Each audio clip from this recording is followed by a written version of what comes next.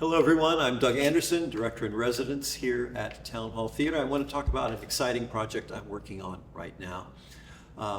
We're sitting here in the rehearsal hall at Town Hall Theater, where I'm currently working on a production of the musical 1776. Of course, you realize that this is the perfect time to do it, the 250th anniversary of American independence. And this is a musical that's about the creation of the Declaration of Independence. It won the Tony Award for Best Musical in 1969. And it's an extraordinary piece, and I'm excited about it for two reasons. One, because it's an amazing piece. Two, I'm doing it with teenagers. I'm doing it with kids who are ages 12 to 18. And every July I get to work with kids, and I really enjoy it. And it's, I think, going to be a remarkable piece. You know, I give a little talk. I've actually given it several places around the country that I call Musicals That Matter, a subject that is dear to my heart. And there's a perception, and of course it's an accurate one, that musicals are often escapist, silly, a lot of fun, a lot of jazz hands and great dancing, etc. Not necessarily about anything important. So you get things like the Disney musicals and Anything Goes and the Thoroughly Modern Millie, and these are great, and I love them, and I have directed them. But occasionally, musicals come along that are about real ideas, and perhaps important ideas. And when you take all of the resources of the American musical, which are phenomenal, the power of the music, the power of the performances, and you put them at the service of really important ideas, you get something astonishing, something amazing. And I can give you some examples of musicals that matter to me. Next to Normal is literally a musical about a bipolar woman. Now that sounds very strange, but it's one of the most powerful and beautiful musicals you'll ever see. Fun Home is about gay issues in a family. Cabaret, about the rise of Nazism. Ragtime, amazing piece about race in America. Falsettos, which is about AIDS. You might have noticed that I've actually directed all of these musicals here at Town Hall Theater. Musicals that matter, musicals that you want to leave the theater and go to the bar and talk about what you just seen, because it's been so powerful, so interesting. I think 1776 is in that category. I think it's got a lot to say to us today. And I was interested that when I started working with my amazing cast, they knew very little, if anything, about the American Revolution. It astonished me. I don't know why it did, but I'm not blaming them. They're just not taught it. And so I talked about Adams, I talked about Jefferson. They didn't know what I was talking about. They didn't know anything about the process of creating the Declaration of Independence. And I suspect that several adults in our audience won't really know quite a lot about what really happened at that time and how this rather miraculous story of how this country came to be. And this musical tells that. And I think it's important that we tell this right now, because a lot of the issues that the Founding Fathers were wrestling with, we're still wrestling with them today. And so I think you're going to find it a fascinating musical. I think we have a very romanticized view of the writing of the Declaration of Independence. A bunch of wonderful, elegant, smart men gathered in a room and did the noble thing. And I think a lot of that romanticized view comes from a painting done by John Turnbull of the signing of the Declaration of Independence. Let's take a look at it right now together. This was written much later. He was not there. This was painted in about 1820. But here we have all of these dignified people in this beautiful room. And this is a painting about unity. They're all together. They're all on the same page. They all even kind of look the same here. And they're noble. That's Jefferson handing in the Declaration. Everybody clearly loves it. The shorter man is Adams at his side. And it all seems very beautiful and very sane. It was not. The process of writing the Declaration was hectic and chaotic and full of animosity. And in many ways, these men didn't even like each other. And that's captured in this play. And their differences are really interesting to think about and to continue to explore. In the first place, this is such a beautiful room. It looks like a place you might want to visit. That room at what was the Pennsylvania State House, it was a disaster. It was a horrible place to be. in the summer of 1776. They were experiencing the hottest weather Philadelphia had ever encountered. It was well into the 90s, and the room was sweltering. When they tried to open the windows, they were beset by horseflies. And so they're sweltering and they're getting bit by horseflies. Plus, there's a stable next door. And excuse my language, but the room smelled like horse shit. It was incredibly unpleasant. And here we have these men from the 13 colonies wrestling with these life and death questions. Plus, they weren't happy to be there. I think it's a little known fact that this second Congress in which the Declaration was written, that Congress started in May of 1775. It took them 13 months to get around to agreeing what a declaration might say. These men were farmers. These men were businessmen. Adams was a lawyer. And they didn't want to be away. They were away from their families, but they couldn't agree, and this thing droned on and on and on and on into the sweltering summer of 1776. In a very real way, they had huge disagreements and huge animosity because of what they had to talk about. When I started working with my young cast, I thought, well, first we have to set the basis for it. We have to do the context of all of this. Why was this even happening? And you really don't understand it unless you know something about colonialism, which again, my young cast didn't know much about. But it's important to talk about, and you probably know about it, but let's just repeat it because it's so important to understanding what this musical is about. Of course, in the 15th century, the people of Europe thought, well, the world is Europe, Asia, and parts of Africa. That's the world. There's nothing else. And then Columbus and others discover a new world. Two large land masses out to the west, one being now North America and one South America. And they discovered these places and they said, wow, well, they saw dollar signs. Of course, the dollar hadn't been invented, but they saw dollar signs. They said, there is gold there, there is silver there. There's arable land in which we can grow sugarcane and we can grow tobacco. And so the countries of Europe decided to go take these places. So the Spaniards turn up in South America, and they go to South America and they basically take over much of it. The Portuguese go to Brazil. The English are here, the French are here, the Spanish are here, basically gobbling up, taking up, claiming the new world. Problem is, of course, there were people here. There were people here, the Inca and all the Amazonian tribes, and they were completely overrun by the conquistadors, the conquerors. How is it that these very distant countries were able to come in and take over the land of long-established civilizations? Well, Spaniards had a couple of things. First place, they had guns. And I don't think gunpowder had been invented here in the New World. They had horses. If you got 20 people with guns and horses, you can take any town you want to take, if it's doesn't have any kind of defense. Then they also had another kind of weapon, one they hadn't even expected: smallpox. The indigenous people had no defense, no immunity for smallpox. So very readily, with surprising speed, Europe took over the New World. England, of course, took over the eastern part of this country and created 13 colonies.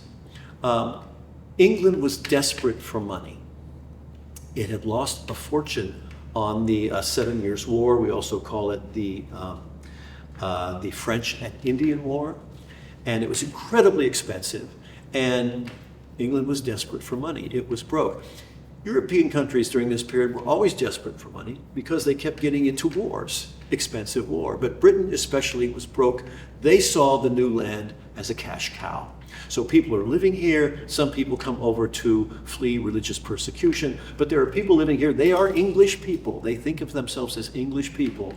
And England tries to squeeze every dollar out of the colonies that it could. And it did that with tariffs, with taxes.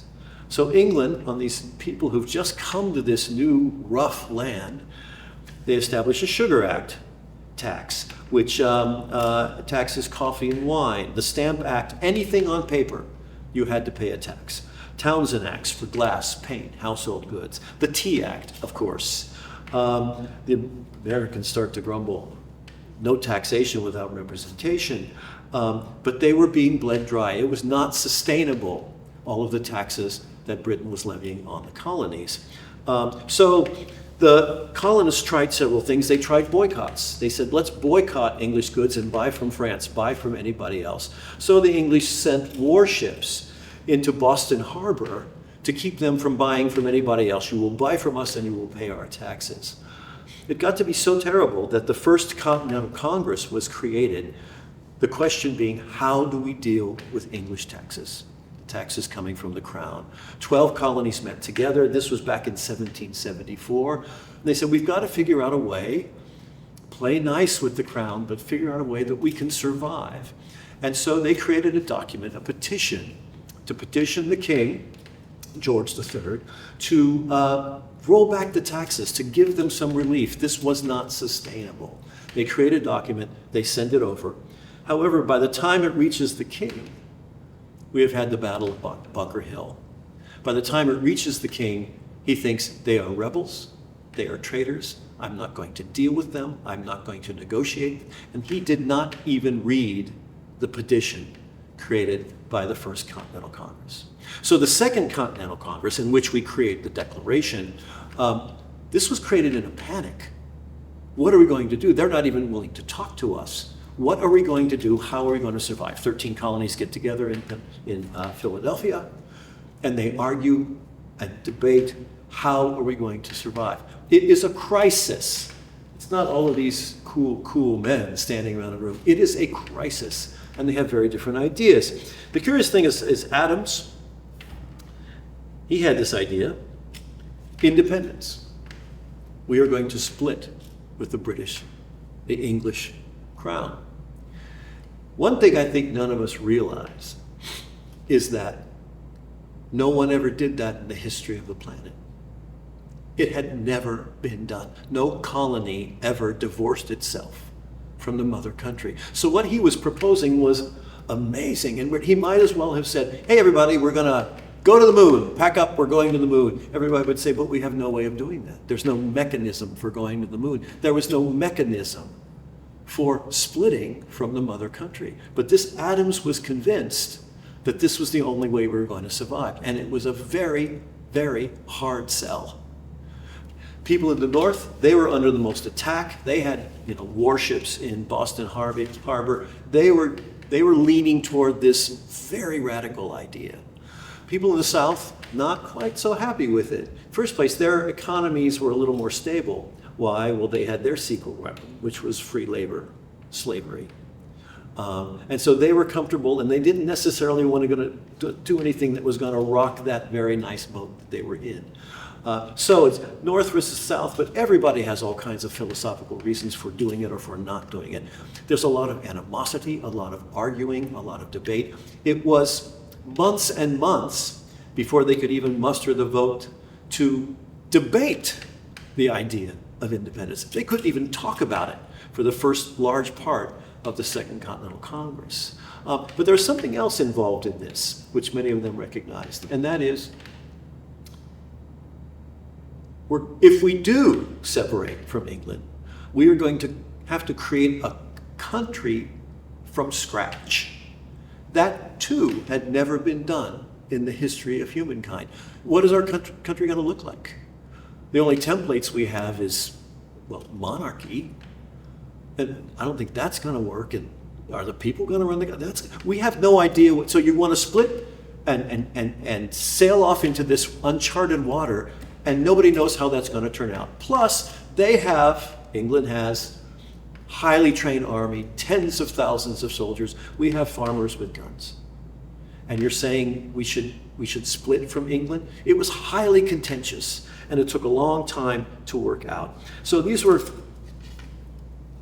I guess I'm just trying to say, and the wonderful musical 1776 brings, these were incredibly radical, mind-blowing ideas that we would even attempt those things. But Adams said about trying to convince everybody at that Constitutional Congress that that's what we had to do.